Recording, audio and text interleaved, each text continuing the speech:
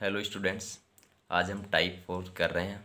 Second theorem का जो part चल रहा है क्वेश्चन सीरीज़ का, उसमें टाइप 4 वाले जो क्वेश्चन है वो करेंगे। तो देखो इसमें टाइप 4 में क्या है, हमने अभी थोड़ी देर जो टाइप 3 था उसमें क्या किया था कि यदि आपके पास जैसे एक सर्किल है और उसमें एक कोड है, यदि आप सेंटर से परपेंडिकुलर ड्रॉप कर रहे हो तो उस कोड को क्या कर रहा है, 2 इक्वल पार्ट में डिवाइड कर रहा है। तो सेम ही वही कॉन्सेप्ट को थोड़ा सा इसने एक्सटेंड किया है कि उसको कैसे और यूज कर सकते हैं। तो देखो सबसे पहले तो यहाँ पे 2 कोड तो आपको डायरेक्ट दिख रही हैं। इसका मतलब यहाँ पे हम सेकंड थ्योरम डायरेक्ट लगा सकते हैं। क्यों? क्योंकि देखो 2, 4, 6, इसका मतलब जो ए ई पार्ट है वो आपका डायरेक्ट यहाँ पे आ सकता है। लेकिन जो सवाल में जो पूछा है वो देखो क्या पूछा है कि find the radius of the given circle. अब यदि सर्किल की रेडियस फाइंड करनी है तो इसका मतलब इसका सेंटर होगा कहीं ना कहीं। तो मान लेता हूँ कि उसका सेंटर ये, जिसको क्या नाम दे रहा हूँ मैं, ओ। अब यदि रेडियस चाहिए तो रेडियस तो क्या होती है, सेंटर से लेके सर्कमफेरेंस पे कोई भी पॉइंट है उसके बीच की डिस्टेंस। तो यदि मैं ओ को ए से मिलाऊँ तो वो भी रेडियस है, यदि ओ को सी से मिलाऊँ वो भी रेडियस है, ओ को बी से मिलाऊँ और ओ को डी से मैच करूँ। तो आपको क्या करना है कि यहाँ पे किसी को भी एक से यहाँ से मैच कर देता हूँ। जैसे मैं ये मैच कर दिया, इसका मतलब ये क्या है आपकी रेडियस। तो इसकी लेंथ फाइंड करनी है। अब जब भी आपने क्लास सर्किल वाले जो बेसिक जो थ्योरी पढ़ी होगी उसमें ये देखा होगा कि जब सेंटर गिवन है और एक कोड गिवन है, तो यदि आपको रेडियस चाहिए तो क्या करोगे, ये तो रेडियस हो गई। तो फिर क्या करोगे, सेंटर से कोड पे क्या करते हो, परपेंडिकुलर ड्रॉप करते हो। तो ये क्या बन जाता है, राइट एंगल ट्रायंगल, और इसमें क्या लगा देते हैं हम, पाइथागोरस थ्योरम। तो इसका मतलब ये तो मिल गया आपको। अब क्या करना है कि सेंटर से जो कोड है उस पर क्या कर दो, परपेंडिकुलर ड्रॉप। इसको नाम दे देता हूँ मैं क्या, आर। अब ये जो ट्रायंगल मिल गया उसमें आपके पास कितनी साइड होगी, ए आर, आर ओ और एक आर है। अब यदि इसमें से आपको कोई दो मालूम पड़ जाए तो आर आ जाएगी। इसका मतलब जो अब मेन पर्पज ये बच गया अपने पास कि ये तो ये आ जाए और एक आपके पास ये आ जाए। तो आप खुद देखो कि जो ए आर है, ए आर एक्चुअल में क्या है, ओ से मैंने क्या किया, इस जो ए बी कोड है उस पर क्या किया, परपेंडिकुलर ड्रॉप किया। तो जब भी हम सेंटर से परपेंडिकुलर ड्रॉप करते हैं किस पे, किसी कोड पे, तो वो उसको 2 इक्वल पार्ट में डिवाइड करता है। इसका मतलब जो आर है वो क्या है, ए बी का मिड पॉइंट। यदि आपके पास ए बी की लेंथ आ जाए तो ए आर की लेंथ आ जाएगी क्या, क्योंकि उसका हाफ हो जाएगी।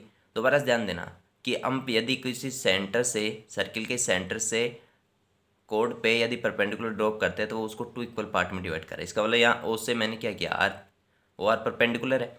तो ये क्या हो गया, आर सेंटर हो गया किसका, ए बी का। यदि ए बी की कंप्लीट लेंथ पता है तो ए आर क्या हो जाएगा, उसका हाफ। तो जो मेन पर्पज है वो क्या होगा अपना, ए आर फाइंड करना। दूसरी बात, हमें ये भी तो चाहिए, चलो ए आर तो आ जाएगी, अब मैं क्या चाहिए, ओ आर। तो ओ आर के लिए मैं क्या करता हूँ, यहाँ पे भी एक परपेंडिकुलर, ये वाली चाहिए आपको। तो इसके लिए ये परपेंडिकुलर ड्रॉप करता हूँ, इसका नाम दे देता हूँ एम। ये परपेंडिकुलर, अब खुद बताओ। अब ये जो परपेंडिकुलर है ओ एम कौन सी कोड पे है, सी डी पे। इसका मतलब क्या होगा कि एम पॉइंट है वो कौन सी कोड का मिड पॉइंट होगा, सी डी कोड का। क्यों? क्योंकि सेंटर से कोड पे यदि हम परपेंडिकुलर ड्रॉप करते हैं तो वो क्या करता है, उस कोड को 2 इक्वल पार्ट में, इसका मतलब एम मिड पॉइंट हो गया। तो यदि आपके पास ओ एम चाहिए, ओ एम चाहिए, तो इसको देखो हम कैसे फाइंड करेंगे क्योंकि ये तो पता चल गया भाई ये टोटल आपके पास सी डी है। अब यदि ये सी डी है तो ये जो, यदि मैं सी एम की बात करूं तो सी एम क्या होगा, इस टोटल का हाफ। तो टोटल क्या है, 4 और 6, टोटल कितनी होगी, जो सी डी की जो लेंथ है वो कितनी हो गई आपके पास, 10। अब सी डी की लेंथ यदि 10 है तो ये मैं आपसे पूछूं कि बताओ सी एम की लेंथ कितनी होगी, 5, क्योंकि उसका क्या हो जाएगा, हाफ हो जाएगा। अब यदि सी एम की लेंथ आपके पास 5 है और यहाँ से यहाँ तक 4 है, यहाँ से यहाँ तक 4 है, तो खुद बताओ क्या होगा। अब देखो सी एम की वैल्यू कितनी आ गई, 5। अब आपको क्या चाहिए, एक तो इस ट्रायंगल के लिए ए आर चाहिए और एक क्या चाहिए आपको, ओ आर चाहिए। तो एक बात बताओ, जो ओ आर है वो किसके इक्वल होगा, एम ई के। तो O R equals to M E. इसका मतलब यदि एम ई आ जाए तो ओ आर आ जाएगा। तो एम ई कैसे आएगा, सी एम में से क्या सब्ट्रैक्ट कर दो, सी एम माइनस सी ई। तो सी एम की वैल्यू कितनी है आपके पास 5, और माइनस सी ई जो सी ई है उसकी वैल्यू कितनी है 4। इसका मतलब ये जो लेंथ है ये कितनी आ गई 1, ये 1 है तो ये भी कितनी आ गई 1 आ गई। यहाँ तक का काम तो खत्म हो गया। इसका मतलब आपको ए आर और चाहिए, ए आर चाहिए तो ए आर क्या है ए बी का हाफ पार्ट। तो यदि ए बी कोड आपके पास आ जाए ए बी की लेंथ तो ए आर भी आ जाएगा। तो देखो यहाँ पे मैं क्या करता हूँ कि जो ए बी और सी डी है उसमें क्या लगाता हूँ सेकेंड थ्योरम। तो ये क्या हो गया उसका इंटरसेक्शन पॉइंट। तो सी से कहाँ ई से कहाँ जाऊँगा मैं ए पे, और ई से कहाँ आऊँगा बी पे। तो E A into E B equals to, फिर ई से कहाँ जाना है सी पे, और ई से कहाँ पे जाना है डी पे। तो ई सी इंटू ई डी। तो यहाँ पे देखो ई ए नहीं पता तो मान लेता हूँ क्या है एक्स इंटू ई बी 2 ई सी 4 इंटू 6। तो यहाँ से जो x की वैल्यू आएगी वो कितनी आएगी 2 से कैंसिल करेंगे तो ये 2 आया तो 12 आ गया। और x किसको माना मैंने ए ई को, तो ये आपके पास 12 किसकी वैल्यू आ गई ए ई की। अब एक बात बताओ जो ए आर है वो क्या है ए बी बाई 2। तो देखो ए बी की जो लेंथ है वो कितनी हो गई टोटल यहाँ से लेके यहाँ तक तो 2 है, और ये कितनी है आपके पास अभी फाइंड किया है 12। तो टोटल क्या हो गई ए बी की वैल्यू हो गई आपके पास 2 + 12/2। तो इसका मतलब कितनी आ गई 7। समझ में आ गया होगा कि ये ए ई की वैल्यू आपके पास 12 आई, यहाँ से यहाँ तक 2 है तो उसका आप ये 7 सेंटीमीटर। इसका मतलब आपके पास ए आर की वैल्यू कितनी आ गई 7। अब जो ट्रायंगल है आपके पास ए आर ओ इसमें क्या लगा दो पाइथागोरस थ्योरम लगा देते हैं। पाइथागोरस थ्योरम लगाएंगे तो क्या होगा R square equals to 7 square plus 1 square. तो कितना आएगा 49 + 1 तो कितना हो गया 50। अब यहाँ से यदि वैल्यू फाइंड करोगे तो आर की वैल्यू क्या आएगी आर इक्वस टू ±√50। ये मैं समझा चुका हूँ कि प्लस माइनस क्यों आएगा। यदि इसको सोल्व करेंगे तो आर इक्वस टू ±√25 इंटू 2 तो क्या बाहर आएगा 5√2। तो यहाँ से कितनी वैल्यू आई आपके पास दो, एक तो 5√2 और एक -5√2। अब रेडियस फाइंड करवा रहे हैं, यदि आपसे क्या फाइंड करवा रहे हैं यहाँ पे रेडियस। अब रेडियस नेगेटिव तो नहीं होगी, क्या होगी हमेशा पॉजिटिव, क्योंकि वो क्या एक लेंथ है। तो इसका आंसर क्या आ गया सी। तो आपको इस तरीके से क्वेश्चन में सेकंड थ्योरम को यूज़ कैसा करना है वो ये एप्लीकेशंस होता है, पूछ क्या आ रहा है और बीच में काम कुछ और आ रहा है। ठीक, तो इसका सेकंड क्वेश्चन और देखते हैं, देखो उसको कैसे करना है।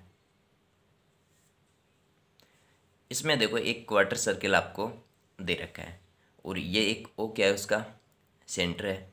ठीक, ओ ए परपेंडिकुलर ओ डी, ये सी हाँ ये भी ठीक है, ओ डी भी परपेंडिकुलर और सी एच भी परपेंडिकुलर। क्वार्टर सर्किल है तो ये दोनों तो आपस में क्या होंगे परपेंडिकुलर होंगे। फिर देखो सी ई की वैल्यू 5 दे रखी है, ई एच की वैल्यू 2 दे रखी है, ई बी की वैल्यू 3 दे रखी है। इस तरीके से दे रखा है और आपसे पूछ क्या रहा है यहाँ पे रेडियस पूछ रहे। ठीक, अब एक बात बताओ यदि आपको रेडियस वगैरह पूछ रहा है, यदि हमें सेकंड थ्योरम फाइंड करना है तो क्या करना पड़ेगा। देखो खुद देखो कि यदि रेडियस पूछ रहा है इसका मतलब या तो मैं क्या फाइंड कर लूँ ओ डी फाइंड कर लूँ, या फिर क्या फाइंड कर लूँ ओ ए फाइंड कर लूँ, या फिर क्या फाइंड करूँ ओ बी फाइंड करूँ। यदि मेरे को ओ बी फाइंड करना है ठीक, क्योंकि देखो ये कोड यहाँ पे इंटरसेक्ट होते हुए दिख रही हैं, तो यदि मेरे को ओ बी फाइंड करना है तो क्या फाइंड करना पड़ेगा ओ ई फाइंड करना पड़ेगा। ठीक, तो मैं क्या करता हूँ कि यदि सेकंड थ्योरम लगानी हो तो कंप्लीट सर्किल चाहिएगा। यदि कंप्लीट सर्किल चाहिएगा तो मैं क्या कर देता हूँ इसको सर्किल को पहले कंप्लीट करता हूँ।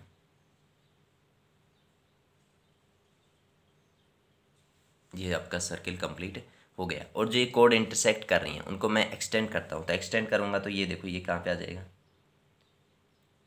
इसको नाम दे देता हूँ आई, और ये जो कोड है ये एक्सटेंड करूँगा, इसको नाम दे देता हूँ जी। ठीक, अब एक बात बताऊँ कि यदि मेरे को यहाँ पे सेकंड थ्योरम लगानी है तो मैं ई से कहाँ जाऊँगा एच जे पे, और ई से कहाँ आऊँगा बी पे। ठीक, तो E into E J into E B equals to, फिर इस कोड के लिए लिखूंगा तो ई से कहाँ जाऊँगा, सी पे, और ई से कहाँ आऊँगा, आई पे, क्योंकि सर्कमफेरेंस तक ही आता है अब तो, ई सी इंटू ई आई। अब इनमें वैल्यू चाहिए आपको, ठीक। अब एक बात बताओ कि ई जे आपको चाहिए, तो ये तो पता ही नहीं है आपको, ठीक है। तो मैं क्या करता हूँ कि यहाँ ई जे ओ है, ये क्या आपकी रेडियस है, और रेडियस पूछ रहे तो इसको मैंने क्या मान लिया, आर। तो एक बात बताओ, ये ओ से बी तक भी क्या होगा, रेडियस ही होगा। यदि ओ से बी तक रेडियस है तो ओ से ई तक कितनी लेंथ होगी, रेडियस में से कितना सब्ट्रैक्ट कर दें हम, 3। तो ये जो लेंथ है वो कितनी आ जाएगी, R-3। इसी तरीके से यहाँ पे देखो ये क्या हो रहा है, ये जो सी आई कोड है, इस सी आई कोड के लिए ये ओ से क्या किया है, सी आई कोड पे परपेंडिकुलर ड्रॉप किया। इसका मतलब सेंटर से परपेंडिकुलर ड्रॉप करोगे तो जो टोटल कोड है उसका क्या हो जाएगा, वो हाफ हो जाएगा। तो एक बात बताओ, यदि सी एच की लेंथ पूछूं मैं आपसे तो 5 + 2 कितनी हो रही है, 7 हो रही है। इसका मतलब ये पार्ट यहाँ तक का 7 है, तो ये पार्ट भी कितना होगा, 7 होगा। तो ये यहाँ से लेके यहाँ तक कितना आ गया, 7 आ गया।